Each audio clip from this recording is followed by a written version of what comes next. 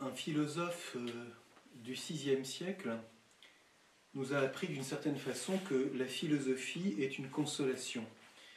Et donc nous abordons aujourd'hui ce philosophe dont l'importance est majeure pour toute la suite de l'histoire de la pensée occidentale. En particulier, nous allons le voir dans quelques instants, son œuvre majeure a été commentée durant tout le Moyen-Âge.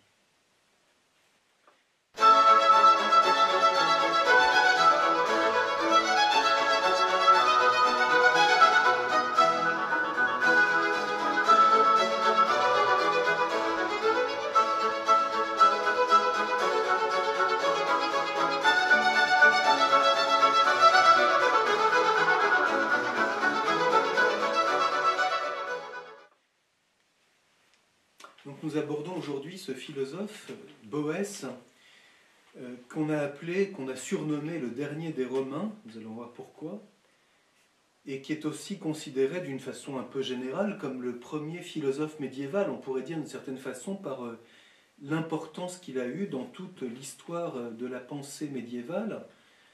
Et nous allons voir de fait que les thèmes de sa philosophie sont quelque chose qu'on retrouve tout au long de la suite de l'histoire de la philosophie. Boès est né vers 480, il est mort en 524, donc assez jeune, en étant exécuté.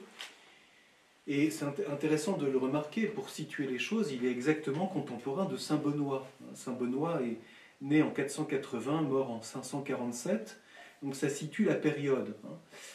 Et pourquoi l'appelle-t-on le dernier des Romains? Parce que c'est quelqu'un qui, tout en ayant des charges extrêmement importantes à la cour de Théodoric, donc le pouvoir ostrogoth, d'une certaine façon est contemporain et témoin de la chute de l'Empire romain d'Occident. Et d'ailleurs, c'est ça qui provoquera sa disgrâce, puisqu'il défendra certains sénateurs qui ont cherché à avoir des contacts avec l'Empire romain d'Orient, notamment à travers Justin et Justinien dans les années 520. Donc, né en 480, il est d'une famille noble, illustre, il est chrétien. Et son père, qui s'appelait aussi Boès, a été consul en 487. Lui sera consul en 520, et puis il sera d'une certaine façon, on dirait aujourd'hui, le premier ministre de Théodoric. Et il a deux fils qui seront consuls en même temps, en 522. Après la mort de son père, qui meurt assez jeune, il est élevé par Symmaque, donc un personnage historiquement très important, dont il épousera d'ailleurs la fille. Et avec Symmaque, donc son beau-père, qui tombera lui-même en disgrâce de la part de Théodoric, il sera celui qui cherchera à entreprendre une restauration des lettres grecques, à travers notamment la traduction des philosophes Platon et Aristote. On sait que le projet de Boès était de traduire en latin toute l'œuvre de Platon et toute celle d'Aristote. Bien sûr, il n'en a pas eu le temps, mais il les connaît. On estime, certains ont pensé à un moment qu'il avait fait ses études à Athènes. On penche plutôt aujourd'hui pour le fait qu'il est allé à Alexandrie. Donc nous avions abordé l'importance de l'école d'Alexandrie. Toujours est-il que Boès est très clairement un homme extrêmement cultivé, qui connaît bien la pensée grecque, platonicienne. Il se réfère principalement à Platon, mais aussi à Aristote, dont il a traduit toute la logique. Tout ce qu'on appelle l'organon d'Aristote nous est venu en premier lieu par Boès, et c'est important à remarquer, puisque on ne connaîtra de l'œuvre d'Aristote d'abord que son œuvre logique, traduite par Boès. Il faudra attendre le Moyen-Âge, je dirais, dans sa période la plus florissante, au XIIe, XIIIe siècle, pour que l'on ait une traduction en latin intégrale de l'œuvre d'Aristote. Et donc, avec Symmaque, il voulait élaborer tout ce programme de renaissance des lettres grecques au moment où Rome est tombée et où le pouvoir ostrogoth, le pouvoir barbare, les invasions barbares, ont pris le pouvoir. Et précisément, Théodoric, contrairement à la vision qu'on peut en avoir, est quelqu'un d'extrêmement cultivé et qui favorise cette œuvre entreprise par Symmaque et Boès. Alors, je le disais, Boès est un conseiller écouté du pouvoir ostrogoth, Mais il apparaît finalement vers 522, 523, 524, ce qui va être finalement l'année de sa mort, comme l'homme de l'empereur de Byzance, Justin, puis Justinien, Justin qui règne en 518, pour une raison très simple. Boès n'est pas quelqu'un, il a été accusé d'avoir comploté contre le pouvoir ostrogoth, et en réalité pas du tout, il a simplement pris la défense d'un sénateur, Albinus, qui lui-même avait essayé d'entreprendre une correspondance avec l'Empire de Byzance, et on peut dire qu'en réalité on a saisi cette occasion de la droiture de Boès qui prend la défense d'un sénateur pour en fait se venger de lui. Donc c'est quelqu'un qui subit une injustice. Je cite ici un des traducteurs de Boès en français. Sa droiture, son refus de profiter de ses hautes fonctions pour satisfaire telle ou telle requête, ne lui avait pas fait que des amis. Et donc c'est quelqu'un qui ne profite pas de sa charge pour s'enrichir. Donc on sait d'ailleurs quand on lit son ouvrage majeur, La consolation de la philosophie, qu'il se lamente sur la corruption, et précisément parce qu'il a refusé finalement d'entrer dans des compromissions, on a saisi cette occasion pour se venger de lui. Et donc il est dénoncé à Théodoric, qui du coup le fait tomber en disgrâce, l'emprisonne, le soumet à la torture et finalement l'exécute en 524. Et donc son œuvre principale, dont on va lire quelques extraits aujourd'hui, c'est une œuvre célébrissime, De Consolatione Philosophiae, qu'il faut avoir lu, et qui a connu, ne serait-ce que jusqu'au XIVe siècle, plus de 50 traductions, dans différentes langues, en anglais, en espagnol, enfin dans les langues bien sûr anciennes, et peu à peu, cette œuvre s'est énormément diffusée, elle a été la plus commentée de toute son œuvre durant tout le Moyen-Âge. Nous verrons la fois prochaine qu'il est aussi l'auteur de 5 opuscules de théologie qui sont très célèbres, notamment son De Trinitate, son traité De Hebdomadibus, mais ça j'y reviendrai la fois prochaine. Aujourd'hui je me concentre, si je puis dire, je m'arrête sur cette œuvre de la consolation de la philosophie qu'il faut avoir lue, et qui, au fond, nous propose tout un itinéraire, on pourrait dire une espèce de maïeutique, sous forme d'un dialogue entre Boès, qui est en prison, et qui attend son exécution, et la philosophie, qui le représente en train de lui apparaître, et qui lui rappelle ce qu'il semble avoir oublié, et qui fait qu'il se lamente de son sort. Donc il y a une dimension tout à fait... fondamentalement, on pourrait dire éthique, de l'œuvre de Boès ici. En quoi consiste le véritable bonheur, et comment se fait-il que tu te laisses entamer par le sort qui t'est réservé, alors que finalement, quand on regarde ce que c'est que la fortune, et la fortune ici au sens de la fortuna, le sort qui nous échoit, qu'il soit heureux ou malheureux, finalement, ce sont des choses tout à fait relatives.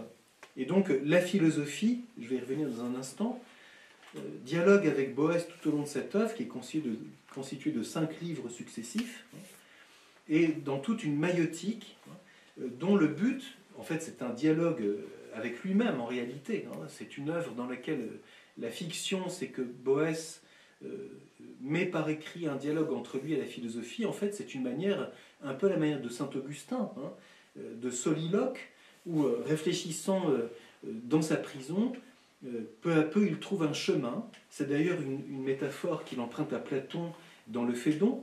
Il découvre peu à peu un chemin vers la vérité, une accession libératrice à la vérité, qui va, nous allons le voir dans un instant, se développer successivement de façon assez simple et très belle. Les thèmes de réflexion de ce livre, c'est en quoi consiste le véritable bonheur? Y a-t-il des bonheurs illusoires? Et Boès va les énumérer, en montrant qu'ils sont tous finalement seulement des reflets trompeurs de l'unique véritable bonheur qui se trouve en Dieu seul. Ça, c'est dans le livre 3 de la Consolation de la philosophie que Boès, je lirai dans un instant une hymne très célèbre, où Boès met en lumière en quoi consiste le véritable bonheur. Et c'est cet hymne qui commence par ces mots en latin O perpetua, hein, qui a été le plus commenté durant tout le Moyen-Âge. Donc il y a ici quelque chose qui se rapproche aussi, hein, il y a quelques réminiscences bibliques dans cette œuvre De Consolatione Philosophiae, notamment de l'évangile de Matthieu, mais c'est exclusivement tout de même philosophique. Ce n'est pas proprement un thème théologique. Il y a à la fin une réflexion de théologie naturelle sur la providence. Et c'est le premier grand écrit, on peut dire, de tout l'Occident philosophique, qui réfléchit, bien sûr en reprenant des thèmes qui viennent de saint Augustin, plus lointainement de Cicéron, et puis des philosophes grecs. Si l'homme cherche le véritable bonheur, et que par le fait même, il a pour lui-même le témoignage de sa conscience, il ne peut que constater que finalement il faut toujours mieux agir avec justice. On retrouve ici un thème de la République de Platon, et que les méchants sont finalement toujours malheureux. Bon. Donc il est toujours, comme le disait déjà Platon, hein, il est toujours avantageux d'agir avec justice, mais Boès est travaillé par cette question. Comment se fait-il que les méchants, semble-t-il, Dieu ne les réduise pas au silence? Comment se fait-il qu'alors que j'ai agi toujours avec droiture, je me retrouve en prison, condamné injustement, objet de calomnie, etc. Comment ça se fait? Donc est-ce que Dieu est bon finalement? Alors c'est un des grands thèmes du De Consolatione Philosophiae, qui est très très beau d'ailleurs, hein. C'est que la philosophie montre à Boès constamment, mais en fait Boès explicite pour lui-même que Dieu est toujours bon, hein, et qu'il est le souverain bien.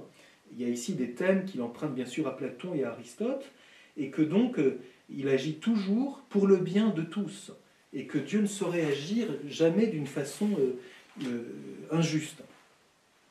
Donc c'est derrière, et ce sera la fin de cet ouvrage, hein, toute une réflexion sur la providence. Ce sera le thème du livre 4. Alors très brièvement, hein, je résume le plan de cette œuvre, donc, que Boès a écrit en prison la dernière année de sa vie, hein, alors qu'il est dans l'attente de son exécution et qu'il est soumis à la torture. Le livre premier, c'est d'abord une espèce de lamentation sur son sort. Il est, lui qui était un homme qui avait les charges, les honneurs, le pouvoir, etc., et qui avait une famille extraordinaire, qui avait épousé une femme merveilleuse, qui avait des fils qui avaient réussi, qui étaient consuls, etc. Tout d'un coup, le voilà, hein, soumis à un sort d'une injustice totale, et donc il est d'abord dans cette description de son état, hein, de malheur. Et c'est là qu'il met en scène que lui apparaît la philosophie. Hein. Je vais lire ce passage de tout à l'heure, dans quelques instants, et qui sur son vêtement porte deux lettres grecques, en bas la lettre pi, en haut la lettre θ, hein, qui signifie pratiquer et théorétiquer, avec une échelle, hein, qui montre les degrés du savoir. C'est d'ailleurs très intéressant au passage. Ça montre que Boès est tout à fait conscient qu'on passe de la philosophie pratique à la philosophie théorétique, hein, et ce qui est bien un héritage qui vient d'Aristote. Le deuxième livre est consacré à une méditation orchestrée par Dame Philosophie, hein, sur ce que c'est que la fortune, et que la fortune est finalement tout à fait aléatoire, hein, et qu'on ne saurait s'étonner qu'elle puisse de temps en temps nous sourire, ou de temps en temps nous mettre, que tout nous soit enlevé. Et donc on retrouve ici un thème qui, notamment dans la pensée biblique, se trouve dans le livre de Job. Hein. Lui qui avait tout, il a tout perdu. Hein. Et donc toute l'œuvre de la philosophie, c'est de lui montrer que d'une part, la poésie et la rhétorique ne suffisent pas à répondre à cette question. C'est très beau au passage, parce que Boès intercale, hein, entre toutes ces réflexions qui sont en prose, des poèmes. Je crois qu'il y en a 38 au total dans cette œuvre. Il faudrait pouvoir les lire, hein, directement en latin, parce qu'ils sont rédigés selon les règles de l'art de la poésie latine. Hein.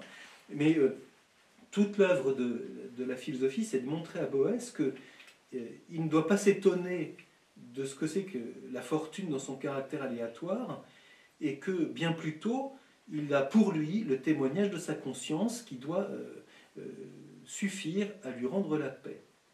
Et la philosophie lui dit, mais en faisant cela, je te donne d'abord un remède doux, parce que tu as oublié qui tu es, et tu n'es pas capable de recevoir la médecine forte que je veux te donner pour te rétablir dans ta plénitude de bonheur et de paix.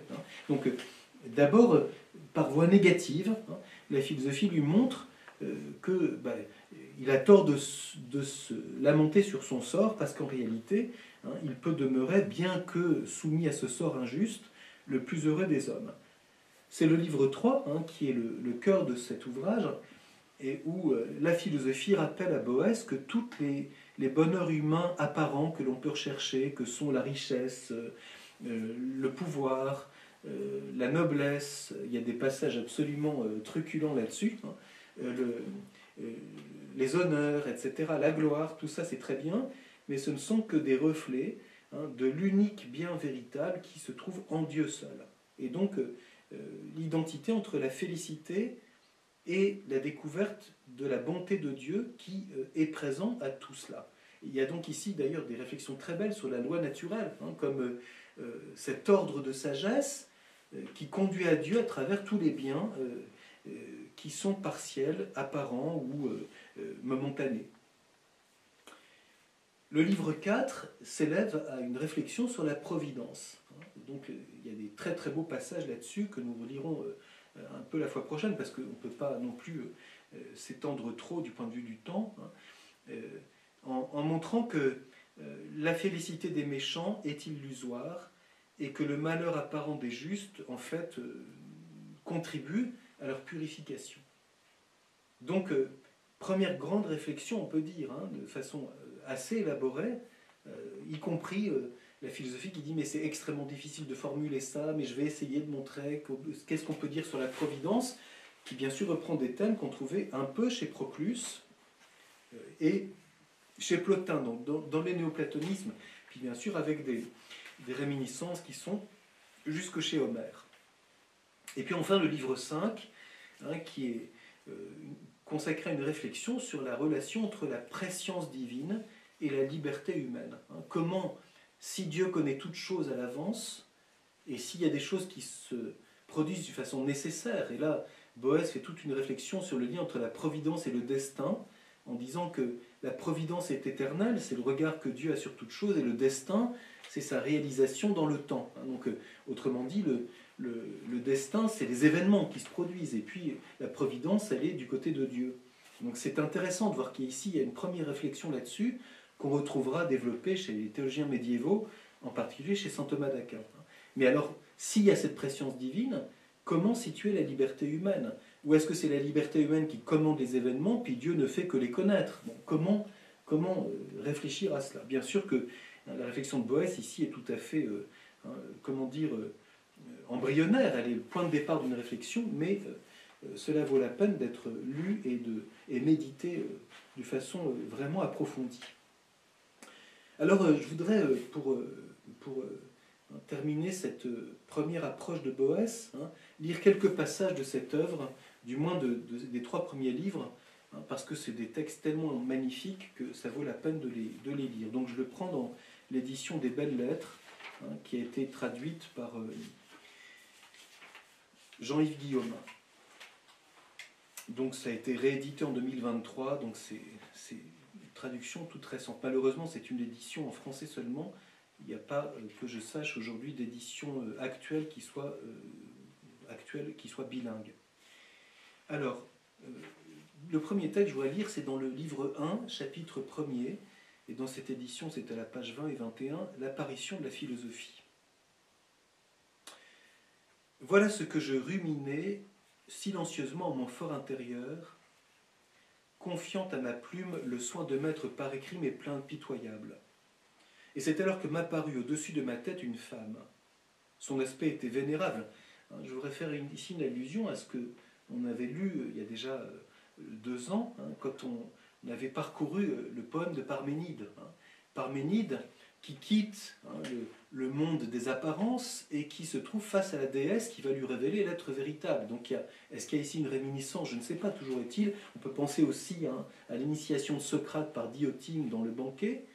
Donc ici, à celui qui est dans ce sort injuste et qui se lamente sur l'injustice qui lui est faite et qui souffre, apparaît une femme qui va, au fond, le guider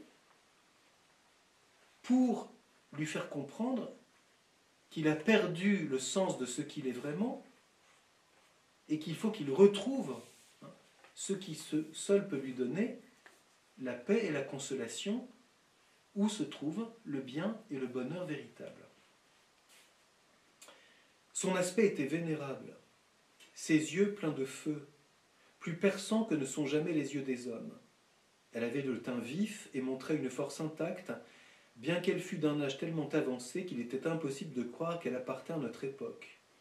Sa taille était difficile à déterminer, car tantôt elle ne dépassait pas la taille humaine habituelle, tantôt on eût dit que le sommet de sa tête venait frapper le ciel, et quand elle se redressait de toute sa hauteur, elle pénétrait le ciel justement et disparaissait au regard des humains. Donc, bien sûr, c'est métaphorique, mais toutes ces caractéristiques physiques disent quelque chose de ce que c'est que cette femme que pour le moment on n'a pas nommée.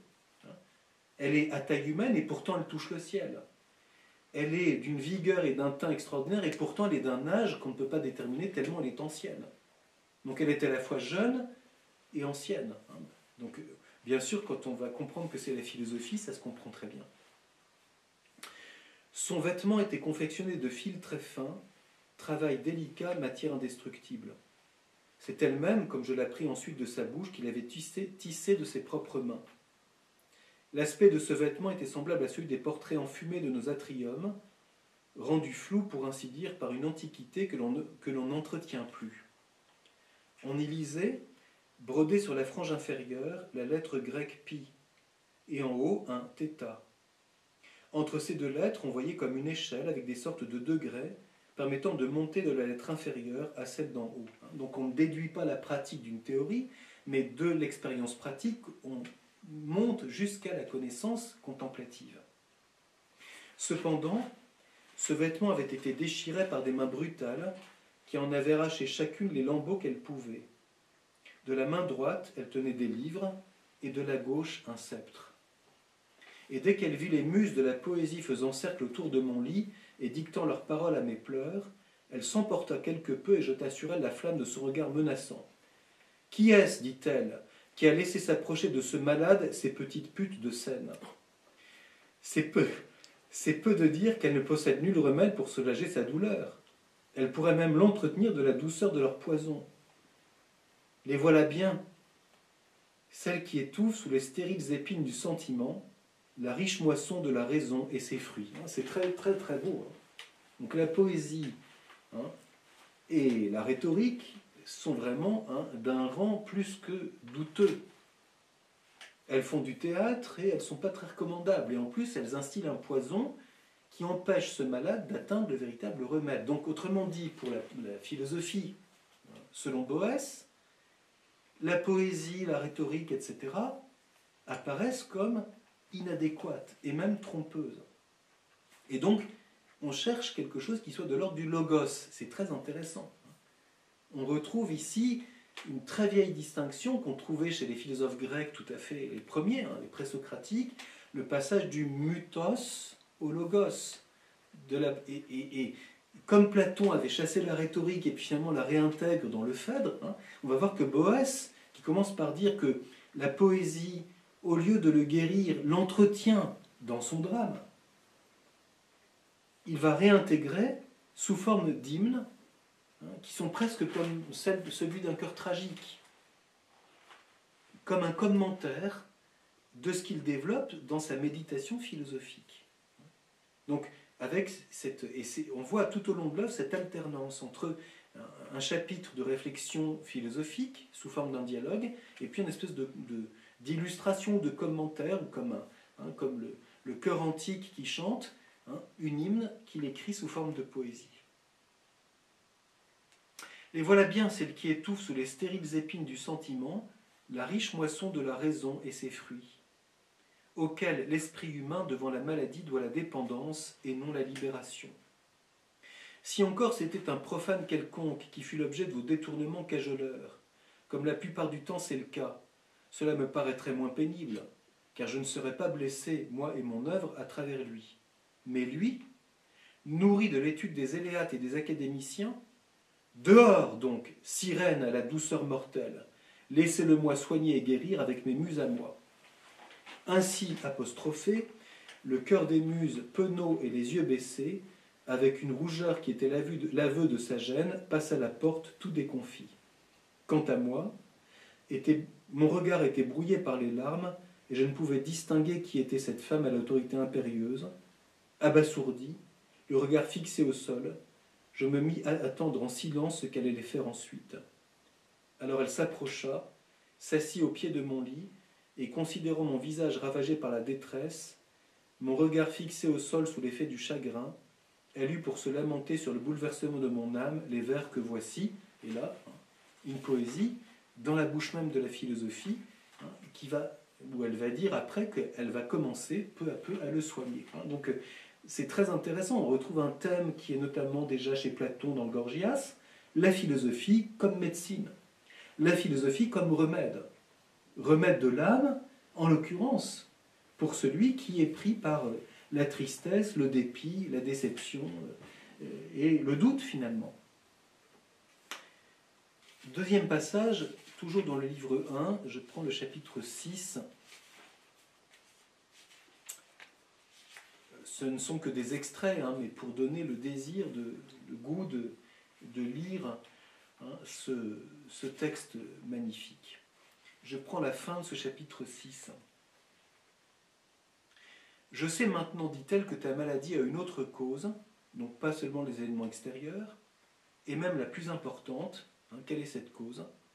Tu ne sais plus ce que tu es. J'ai donc parfaitement découvert la raison de ta maladie, c'est-à-dire le moyen de te rendre à la santé. Donc c'est très très fort. Bien sûr, la réminiscence ici est celle de Socrate. Connais-toi toi-même. Et la philosophie ici a pour but de rappeler qui Boès, le philosophe, est véritablement, comme homme. Plutôt que de se laisser disperser à l'extérieur, autre thème néoplatonicien, par la tristesse, le dépit, etc., il faut qu'il redécouvre ce qui est le cœur de ce qu'il est, à savoir sa connaissance de la vérité et son désir de la chercher. C'est d'avoir oublié ce que tu es qui brouille tes idées. Et voilà la raison de tes plaintes sur ton exil et sur la spoliation de tes biens. Mais parce que tu ignores quelle est la fin des choses, tu crois que les vauriens et les criminels ont la puissance et le bonheur. C'est un thème qui, au livre 4 et 5, sera repris, en montrant que finalement, les criminels, les méchants, ceux qui veulent détruire, ceux qui se vengent, ceux qui sont jaloux, etc., finalement, n'ont aucune puissance. Parce qu'ils ne peuvent pas atteindre celui qui vit du véritable bien. Donc c'est très beau. La philosophie va réapprendre à Boès de ne pas dépendre de l'opinion extérieure, de ne pas dépendre des événements qui sont à la superficie des choses. Et finalement, à la fin, la vérité éclatera. Finalement, à la fin, la bonté triomphera. C'est d'avoir oublié ce que tu es qui brouille tes idées, voilà la raison de tes plaintes sur ton exil et sur la spoliation de tes biens. Mais parce que tu ignores quelle est la fin des choses, tu crois que les vauriens et les criminels ont la puissance et le bonheur. Et parce que tu as oublié par quels moyens le monde est gouverné, les changements de fortune sont pour toi des fluctuations sans contrôle. Il y a là de quoi causer non seulement la maladie, mais même la mort. Mais grâce soit rendue à l'auteur de la santé, ta nature ne t'a pas encore complètement abandonné. Nous avons une chose excellente, un vrai stimulant pour ton retour à la santé, ton idée sur le gouvernement du monde. Donc, la vision de la providence va être le remède le plus efficace. Qu'il est soumis, crois-tu, non pas aux hésitations du hasard, mais à la raison divine. Là aussi un thème qu'on trouve déjà de façon embryonnaire chez les présocratiques, qu'on trouve développé chez Proclus. Le logos anime toute chose. On l'avait notamment déjà chez Héraclite. N'aie donc peur de rien.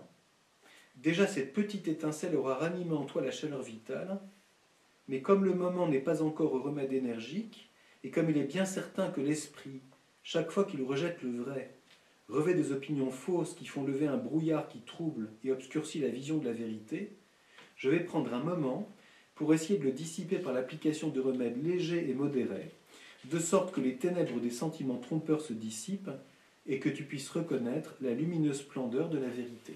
Très belle expression.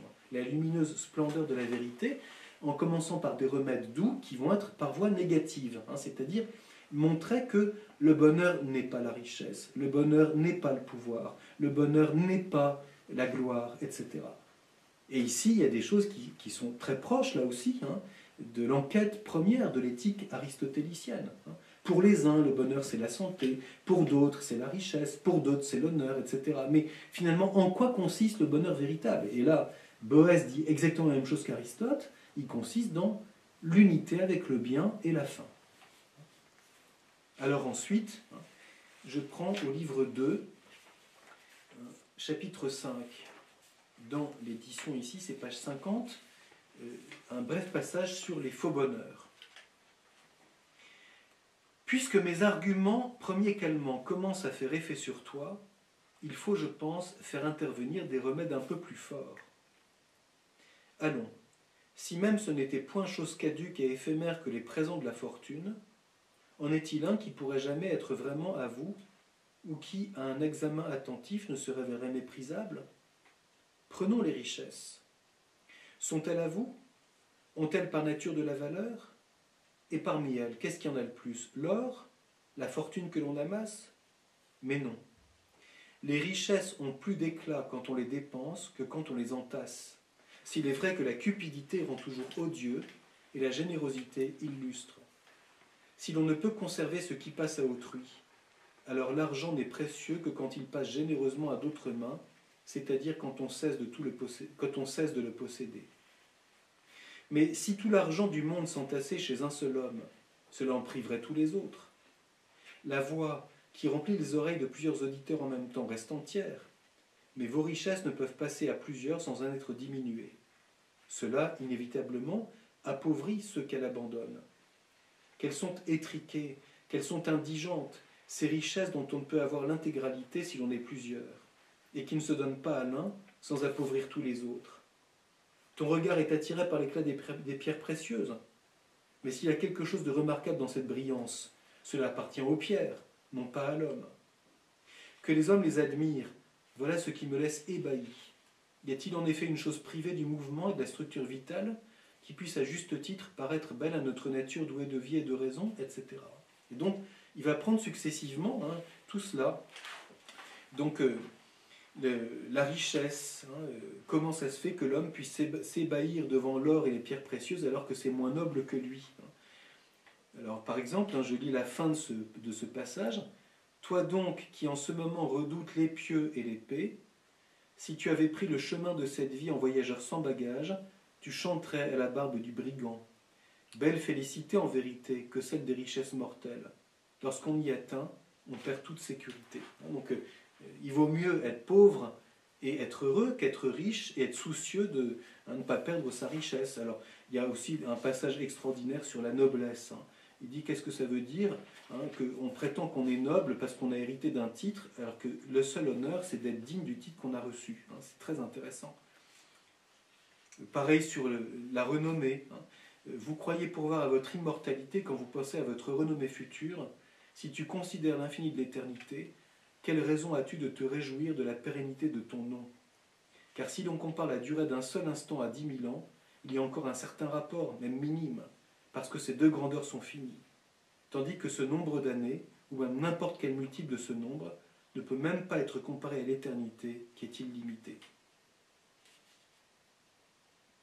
Si l'esprit, pleinement conscient de sa propre nature et délivré de la prison terrestre, libre, gagne le ciel, ne va-t-il pas mépriser toute préoccupation terrestre et dans la joie du ciel se réjouir d'être affranchi des choses terrestres? Donc on voit bien cette voie négative à chaque fois.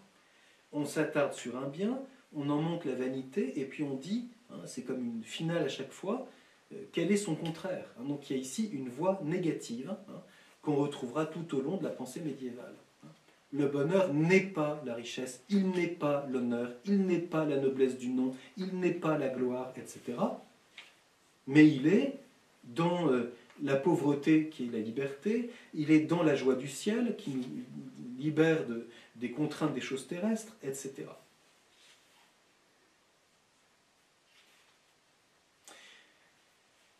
Alors je lis encore un bref passage au livre 2, toujours chapitre 8. Et ça c'est très très beau.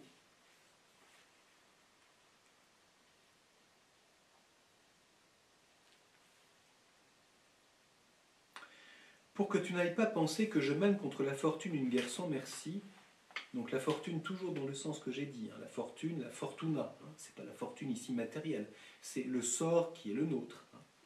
Je te dirai qu'il y a des circonstances où elle se conduit bien envers les hommes sans aucune tromperie.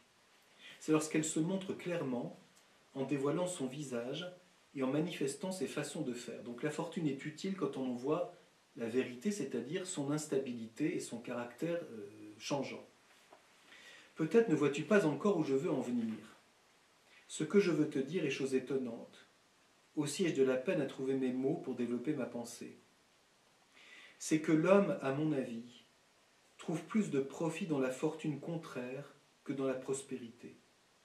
L'une, qui se présente toujours comme une apparence de bonheur, qui semble vous cajoler, est menteuse.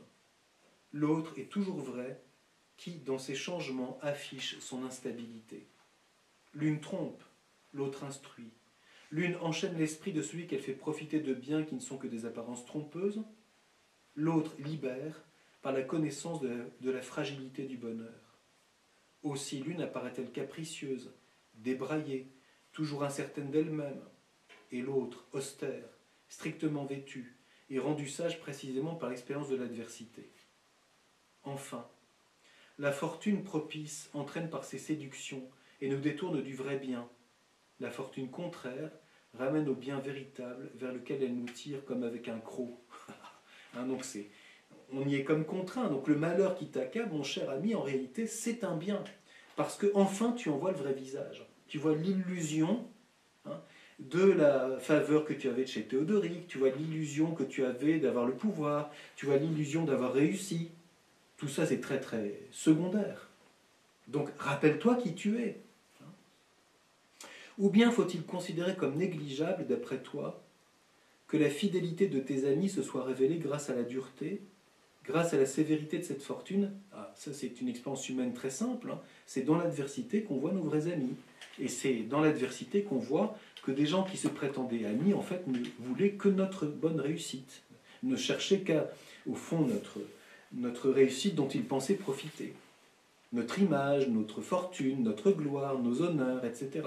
Mais celui qui est dans l'adversité n'a plus beaucoup d'amis. Donc, du coup, dit Boès, au moins c'est extraordinaire, c'est que là on voit nos vrais amis, et ça fait partie du vrai bonheur. Donc il y a ici toute une allusion sur le discernement sur ce que c'est que la véritable amitié.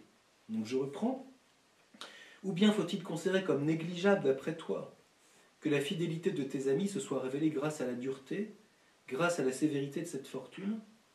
C'est elle qui t'a permis de distinguer dans ton entourage ceux sur qui compter et ceux qui étaient douteux.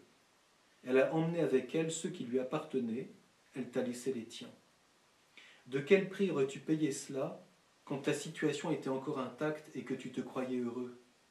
Plains-toi donc maintenant d'avoir tout perdu. Tu as découvert, et ce sont les richesses les plus précieuses, tes amis. Donc c'est magnifique. Tu as découvert tes amis. Ceux qui, les quelques-uns, qui ont découvert la vérité de ta personne. Je dis au passage, nous verrons ça la fois prochaine, que Boès est le premier qui parle, il a cette définition célèbre de la personne qui sera présente dans tout le Moyen-Âge. La personne est cette substance individuelle de nature rationnelle, c'est de lui, et que notamment saint Thomas commentera beaucoup. Et donc, ta vraie personne, elle n'est pas soumise à tous ces changements extérieurs.